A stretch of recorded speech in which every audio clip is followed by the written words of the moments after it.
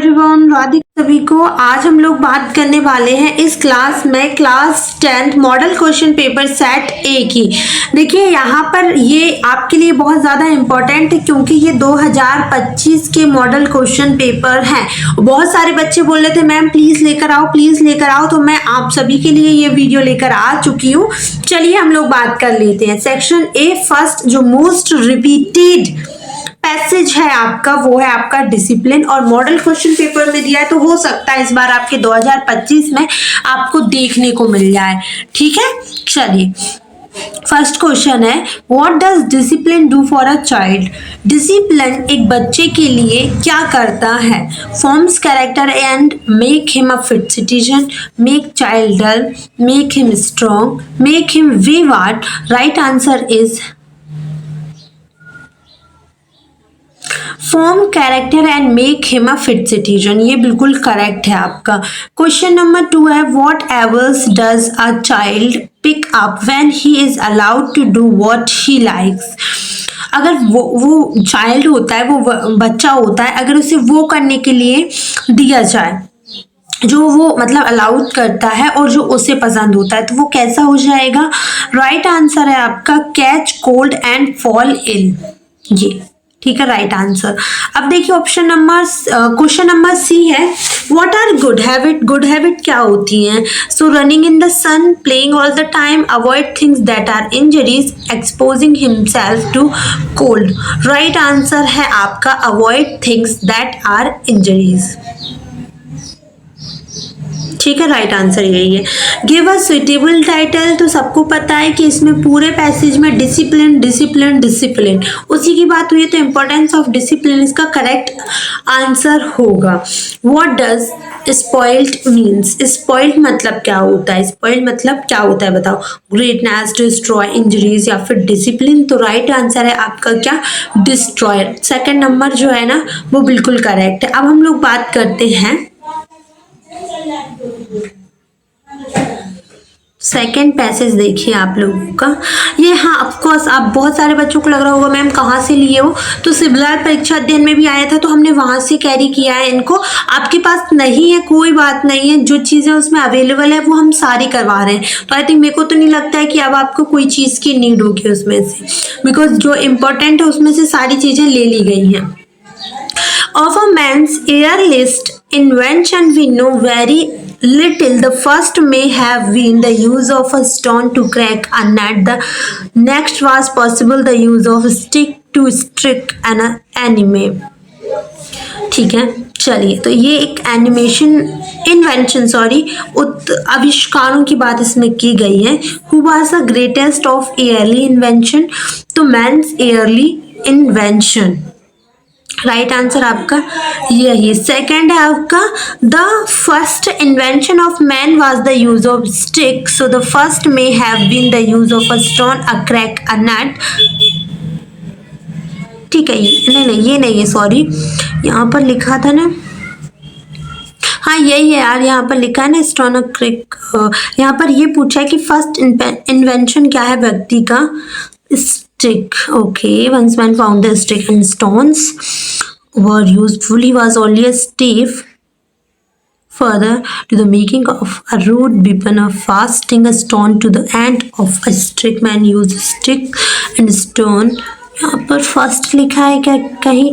ये वाला model question paper में फर्स्टली आया है ये वाला पैसेज, तो आपको करना ज़रूरी है क्योंकि अभी तक हमने इस टाइप का पैसेज अभी तक नहीं देखा। मैंने जितने भी पैसेज पढ़ाए हैं आप लोगों को तो उसमें ऐसा कुछ भी नहीं आया है।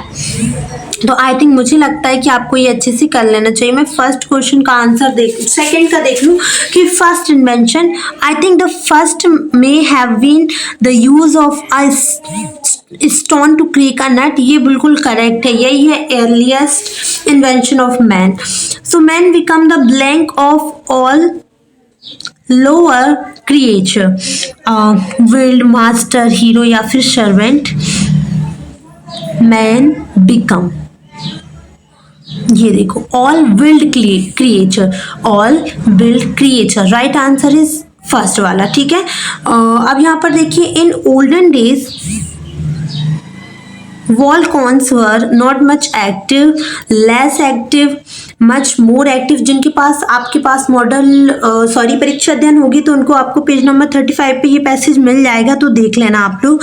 और जिनको नहीं देखना है वो मैं उनको बता रही हूँ। बाकी सारे पैसेज की वीडियो में बना दूंगी जो परीक्षा अध्ययन से लिए गए, ताकि जो बच्चे बोलते हैं ना कि मैम परीक्षा अध्ययन से भी बना दिया करें यहाँ, तो वो आपको फिर दिक्कत नहीं होगी, ठीक है। ओके तो यहाँ पर olden days volcanoes were not much active, much more active, कौन सा है करेक्ट आंसर? एक मिनट रुकना।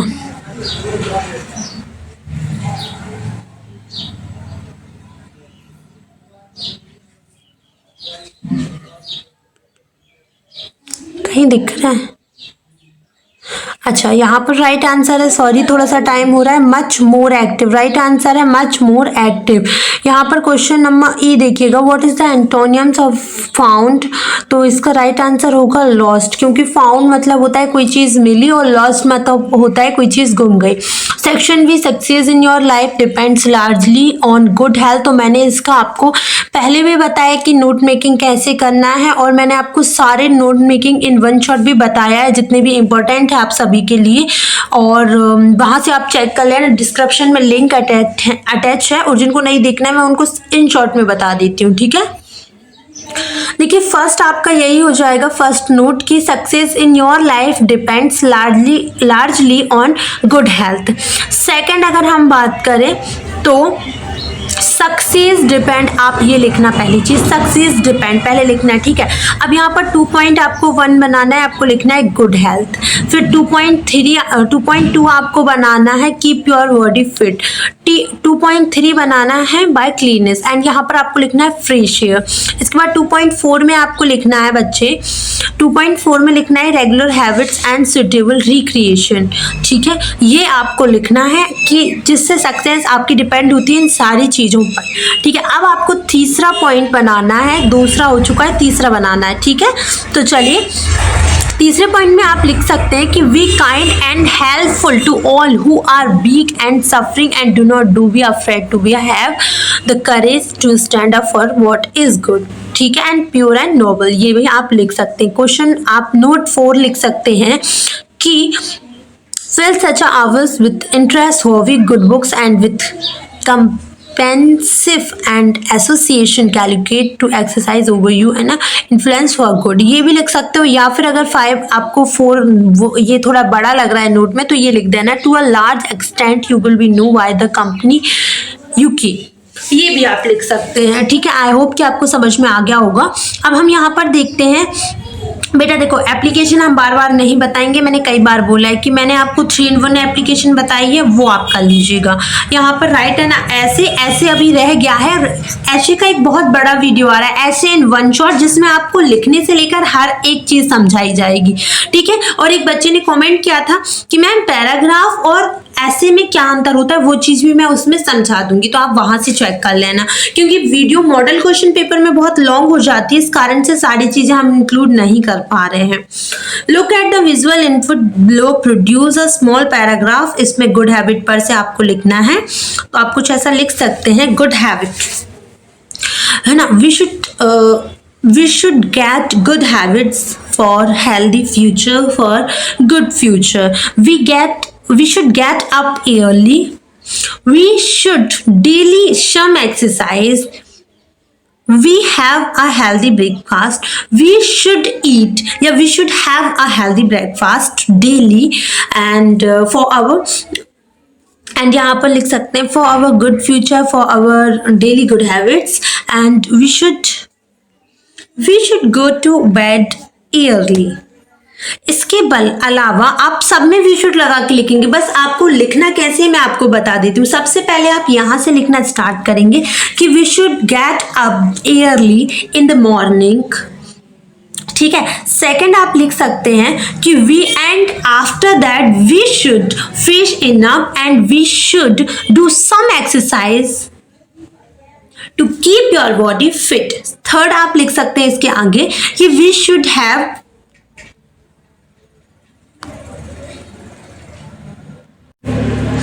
आगे देखिए, इसके बाद आपको ब्रेकफास्ट हो गया। अब आपको गो टू बेड डेली नहीं लिखना है, आपको सबसे पहले लिखना है कि we should maintain cleanness around you, we should clean our house daily and we should respect, यहाँ पर should की जगह must लिख देना, we must respect our teachers and elders, है ना। एंड इसके बाद आप लिख सकते हैं कि we should go to bed daily, या फिर आप बोल सकते हैं we should go to bed early, मतलब जल्दी। तो वी शुड मैंने आपको आई थिंक पैराग्राफ लिखने की तरकीब भी बताई थी कि आप पिक्चर गाइडिंग कैसे कर सकते हैं, बहुत सारे ऑप्शंस होते हैं इसके लिए और इम्पोर्टेंट चीज़ आपको दी ही जा रही है।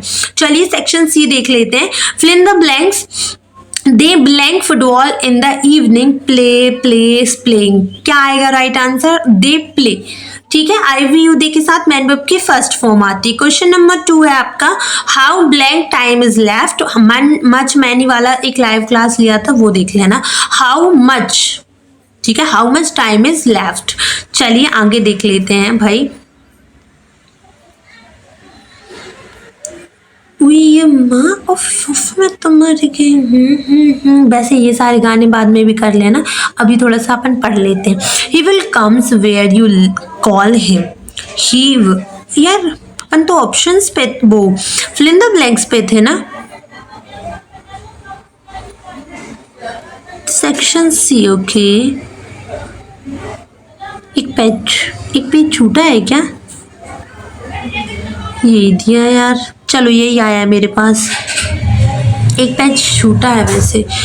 अंडरलाइन क्लॉज, आपको बताना है इस क्लॉज का नाम क्या है, तो इस क्लॉज का नाम है भाई adverb clause, where you call him, the boy is my brother, the boy is wearing a red cap.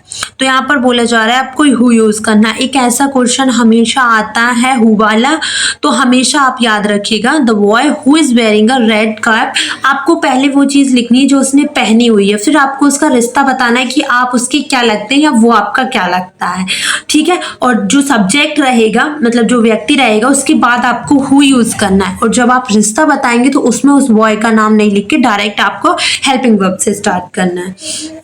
अब देखिए यहाँ पर बोला जा रहा है कि who smiles while catching its prey, तो कौन ऐसा मतलब रहता है जो अपने लाइक प्रे, मतलब जो आपका शिकार होता है उसको खाता है, तो स्माइल्स के साथ खाता है। कौन है ऐसा, तो हिना हमेशा स्माइल के साथ अपने प्रे को खाती। 10th में in South Africa is autumn day, right answer is D.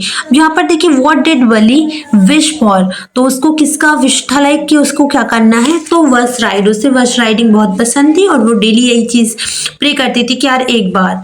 Lencho wrote a letter to, किसको लेटर लिखा था उसने, भगवान को, गॉड को, ठीक है। चलिए ये वाले एक्सट्रैक्ट ध्यान से कर लेना ताकि आपको कोई प्रॉब्लम ना हो। देखिए जरा, we have an Indian legend to Bodhidharma and ancient Buddhist aesthetic, ये सरमन एट बनारस में से लिया गया। इस बार मेरे को लग भी रहा था कि हो सकता है थोड़ा हटके दें वो आपको। तो इसमें लिखा हुआ है द वर्ड्स चाय एंड चीनी आर डेरिवेट फ्रॉम चाइना। एक मिनट, ये उसमें से नहीं लिया है, नहीं ये ले आए टी फ्रॉम असम, सॉरी गलती से वो ऐसा लगा ना बोधि धर्म, तो मेरे को लगा। Who was exhibiting his knowledge about tea plantation, Pranjal, right one is Pranjal. Which plantation is popular in Assam? So tea plantation, T from Assam में से ये लिया गया है। इसकी आप राइटर जो है, ऑथर जो है, उनका नाम रख लेना याद, ताकि अगर बाई चांस इससे हट के कोई क्वेश्चन पूछे तो आप कर लें। The fog comes on little cat feet, ये 2023 में आया था, इस बार बहुत ज़्यादा चांसेस हैं कि आएगा, तो प्लीज़ इसे ध्यान से पढ़ना। What has been personified in above given line, किसको बताया गया है, किसके बारे में बताया गया है, सिटी, कैट, हवा या फिर फॉग, तो राइट आंसर है आपका fog. After sitting fog despair moves on, sits there only, gets dense, sorry हाँ गेट्स डेंस, ओके। तो राइट आंसर है कि जैसे ही फॉग बैठता है और वो उड़ जाता है, मूव ऑन हो जाता है। द पोएट ऑफ, उन्होंने बोला है the poet of the our poem is Pablo Neruda, Robert Frost या फिर रॉबिन क्लैर्क या फिर कार्ल सैंडवर। तो यार मेरे को इसका कंफर्म मुझे याद नहीं आ रहा है, लेकिन इन दोनों में से ये थर्ड या फिर फोर्थ। ठीक है, तो आप लोगों को नहीं पता होगा, कोई बात नहीं। All poetry in one, all poetry based extract in one shot मैंने बता के रखा है। मैं आपको डिस्क्रिप्शन में तीनों की लिंक दे रही हूँ। जो आपके प्रोज एक्सट्रैक्ट क्वेश्चंस है, पोइट्री एक्सट्रैक्ट क्वेश्चंस है, सबके मैंने all in one shot video बनाया है इम्पोर्टेंट का, तो प्लीज चेक कर लेना। जो आपका उज्जैन वाला क्वेश्चन बैंक है उसमें ही ये सारी चीजें आई थी, तो मैंने सोचा आप लोगों के लिए तैयार कर दूं, मैंने कर दिए, तो उसमें आपको इसका आंसर भी मिल जाएगा। मैंने सारे क्वेश्चंस का आंसर उसी में दिए। ठीक है, तो ये क्वेश्चंस भी आप लोग देख लीजिएगा, सारे आप कर लीजिएगा, टिक लगा लीजिएगा। कोई भी प्रॉब्लम रही आप मुझे बता सकते हैं।